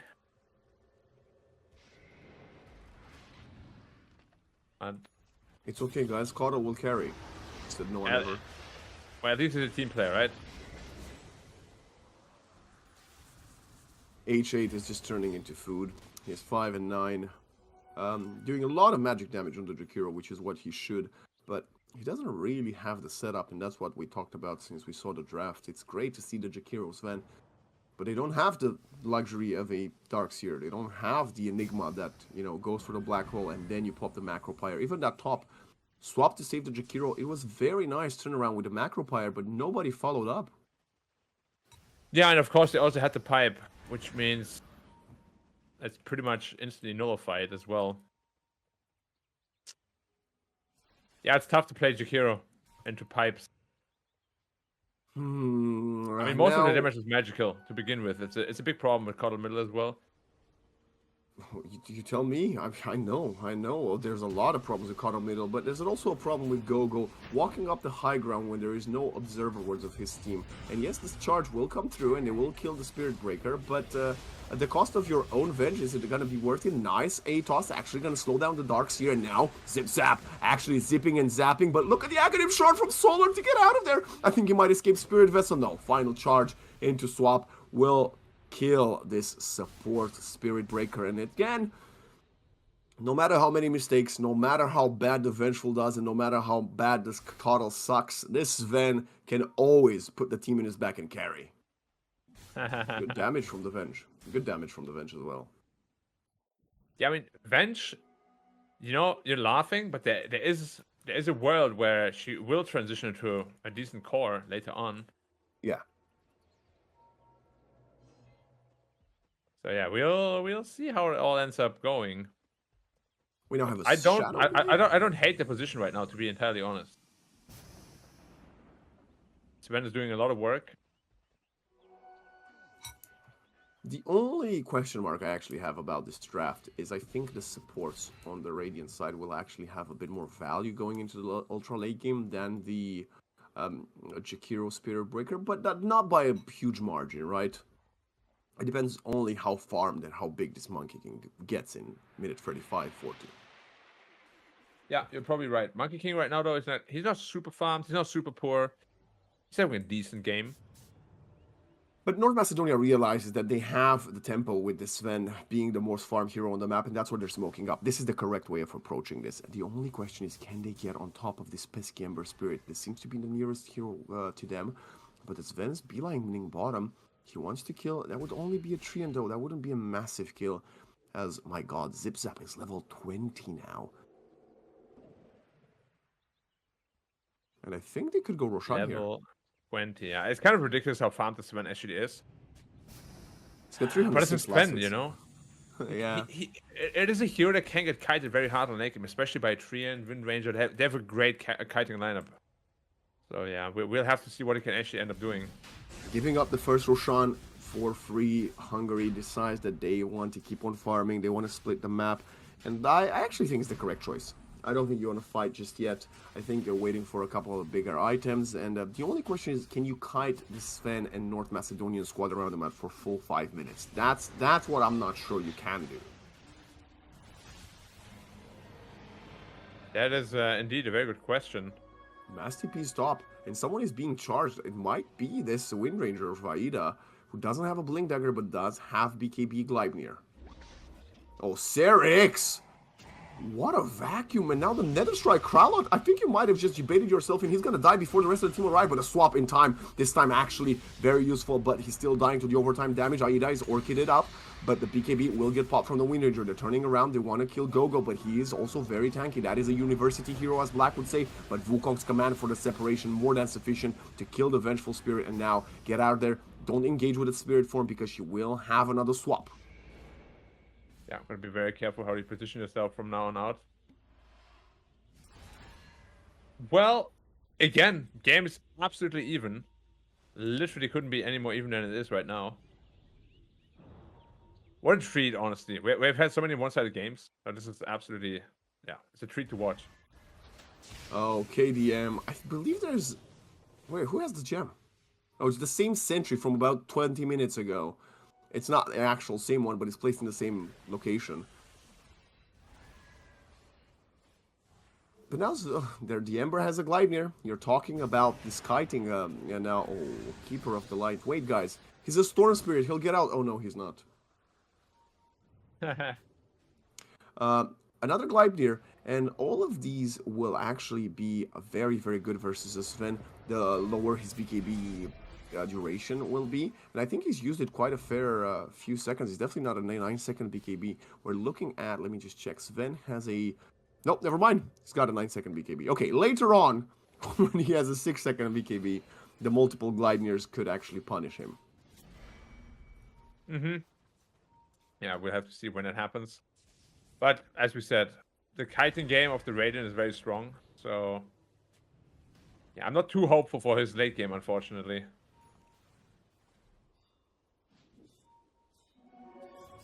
He's a one-man army. This is like the definition of a 4 protect 1, right? And yes, the Vengeful's trying their best to pull her weight, but other than that, the Jakiro is completely shut down. He's the lowest hero on the map. Spirit Breaker has a Shadow Blade, but we see all his charges always be cancelled by the Gleipnirs, by the Vacuums, by the Shackles. And now they're trying to catch George by surprise, but George does have a passive Remnant. Can Zip Zap connect with a stun before he gets out of there? They're smoking again. They're charging down bottom. They spotted Aida, and Aida, I don't think you're gonna get out of here. Looks like a dead man walking. Yep, you're gone. Eggs revealed from the Sven. But they're buying time. That's the name of the game. I asked, can they kite North Macedonia around the map for 5 minutes? And they've done it for 3. And North Macedonia hasn't even claimed the tier 2 yet, Black. I thought they might need to go for racks. The fact that, okay, they got a Wind Ranger here, but the tier 2s are still standing, it's very rough for them. But look at him. Gets A-tossed. Boundless Strike as the Jakiro is getting killed in the front line. Now Superman towards the Ember Spirit. And now the damage coming on to George. He does not have a Dual Scepter. Yes, he does. And now he's just going to Remnant out. Safety. Zip Zap. Another Superman. This time on top of the Darkseer, who does have a Surge. But the Nether Strike is going to pull him back. But there are no creeps in mid just yet. Backdoor protection available for a few more seconds. And now Ember. George wants to go for Kralet. One more right click would have gotten the job done. That is some massive damage output. Of course, we didn't speak about this. The Superman, of course, the spells, the Wind Run as well.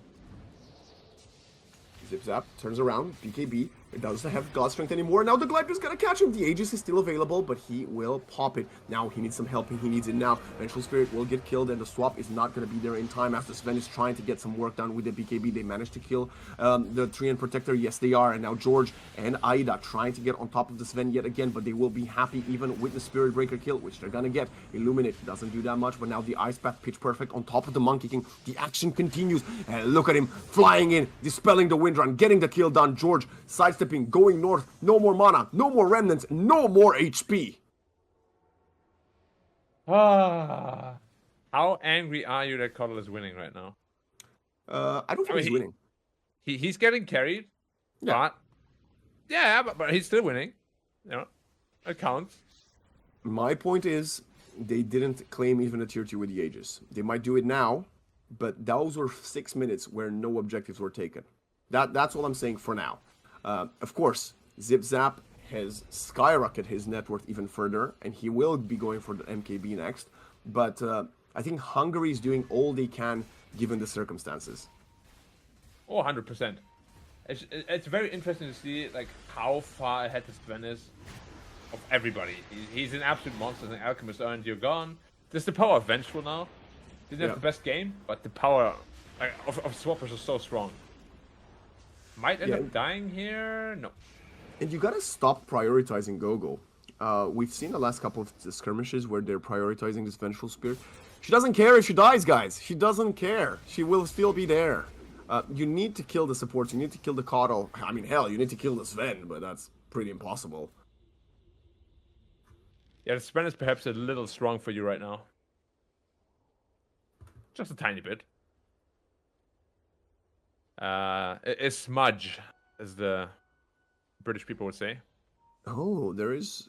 This Darkseer is kind of on their farm. I just realized. I thought he might be closer to... Look at the Wind Ranger compared to the Sven. Yeah. I mean, I was thinking about the Aghanims on the Darkseer. That could be a good turnaround point if you're a Hungarian fan, but... Doesn't seem to be coming anytime soon as he wants to go for a Lotus Orb. Now they're going to find this Vengeful Spirit. The Spirit Breaker's not that far. He's going to charge in to create a separation there. But again, they're focusing the Venge. Gogo is going to die, but he's still going to be there. And now he has the barrier. And now Allison is here. Wukong's command comes in and they're turning their focus fire. And the Keeper of the Light just melts.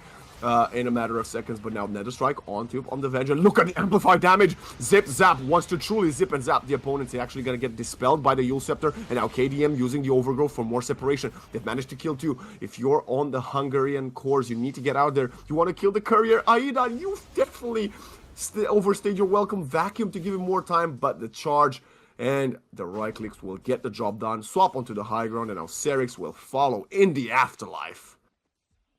Yeah, and Gogo is getting richer and richer, and so is Sven.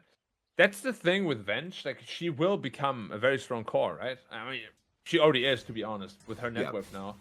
And the Darkseer, as you said, underfarm. Wind Ranger, super underfarm. Now with Superman online and the Dispel there. His 1 crit for 25 as well. That's going to be extra God Strength damage. Yeah, it's very tough right now to come back into the game for them. And I think if you get the 2 kills that you had there, and then Wind Ranger and Darkseer just TP out, that's fine. But then Wind Ranger gets a bit greedy, wants to kill the Satanic on the courier. That allows Zipzap to get on top of her. Then Serix feels desperate of trying to help her with the vacuum, and then he falls soon in the afterlife. Just let him get the Satanic. Get out of there. You kind of won the initial skirmish. Yeah. Do you think it's too far gone now, the game? Or is there still hope? Like, kiting is the name of the game. The only question and doubt I have is, can you kill all the 4th Macedonian players and then get out of there without Zip Zap deleting you all? That's my question. And I tend to say no. He's got so many ways of getting on top of you with the Superman, with the Harpoon. It might have actually, like, slipped out of their hands completely.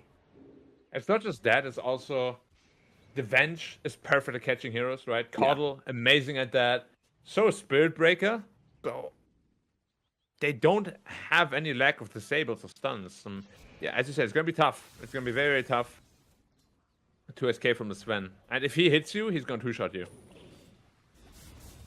And, like, Aida has been building this Lincoln Sphere for the last 12 minutes, it feels like. And she's going to die again. Nothing you can do. Look at the damage, man. That is incredible. Zip zap indeed, as North Macedonia with a statement, wanting to prove that even with the slightly lesser draft, we've got all the tools needed to take out anyone standing in our way.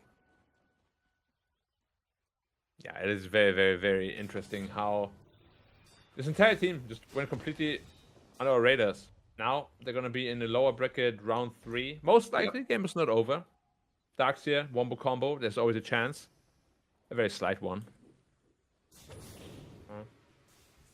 They are 1 victory away. Well, if they win this map, they will be 1 victory away from earning another lower bracket chance. Did you know that, Black?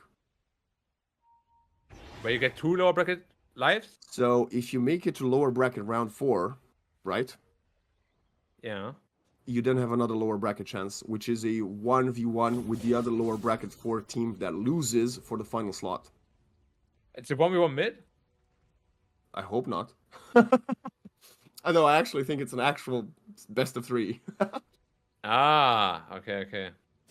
So yeah, if you make it to lower bracket round 4, because obviously there are 5 teams making it, there is an extra lower bracket.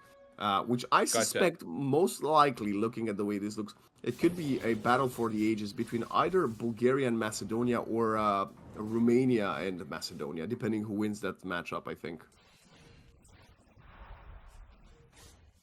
I would love to see Macedonia there, to be honest. Really liking the way they play. So aggressive. They're very good. And if this is just the beginning of their 2024 season, imagine all the hard work they could put in for the next couple of months before the World Esports Championships. It could be a strong contender and obviously making a huge showing on the international stage. But let's not put all our eggs in a basket. They might be 18k up with the most farmed hero on the map and 16k gold lead, but at least they're 3 kills behind. And maybe this is good for our newer viewers or viewers that aren't familiar with Dota. You look at the score, you're like, oh yeah, Hungary's winning 36-33. Well, like our lovely observer showing you right now, the green numbers are the win rate probability according to Dota Plus, which is, I guess, the Dota AI. And they predict Macedonia will win the second game currently with a 91% chance. Yeah, but these numbers did lie in the past, obviously. Of course. It's just an estimate. And giving 10%, I actually feel like it's quite generous. No, I think that's about right. I think there's a You think 10% so? chance someone disconnects and never connects back again. That sounds more like a 1% chance to me. No, I mean, jokes aside, I actually think there is still a chance for Hungary. I don't think they're completely out of this one yet. Uh, do I know what the chance is? Of course not. But I'm telling you, there is one. No, I think the chance. I mean, we have yet to see a vacuum wall overgrowth combo in the mid game. I think we had one early on when both heroes hit level 6. So if we can do that, multiple Gleipnirs, multiple Sleights of Fist, probably a lot of Focus Fire, Maelstrom procs, and of course Boundless Strike, Wukong Command, there is a possibility of, killing the North Macedonian heroes. The only question is, if you're Zip Zap, are you using the God Strength before or after the Aegis? Yes.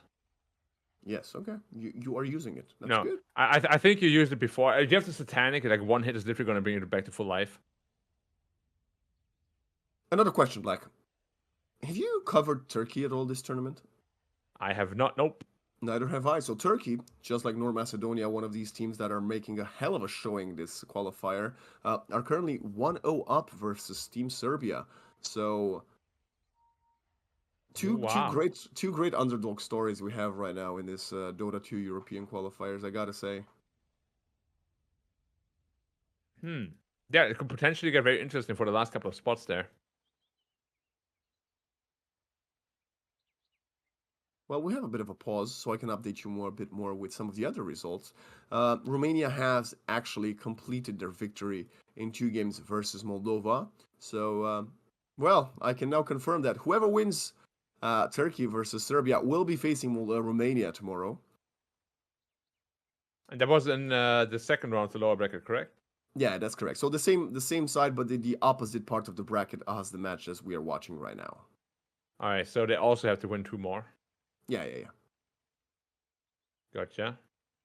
But I mean, they do look quite a bit stronger now. They've also played only France and Moldova. Again, I don't know how much I would read into those results. Come on, what's your Romanian pride? You're gonna be like, yeah, they're great. They're gonna.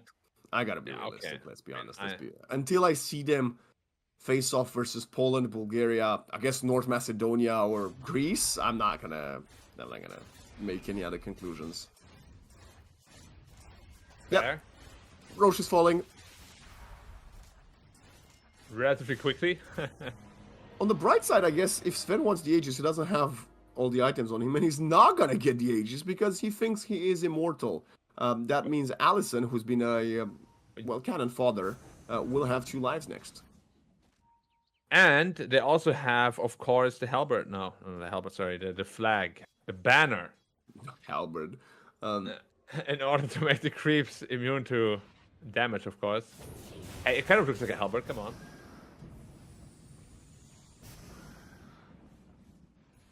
Sure. What is this build, bro? A very interesting one. Vessel Ghost Scepter? Okay. Solar is being chased down by H. He should realize that he's being charged down, and he's gonna lose the gem in 3, 2, 1.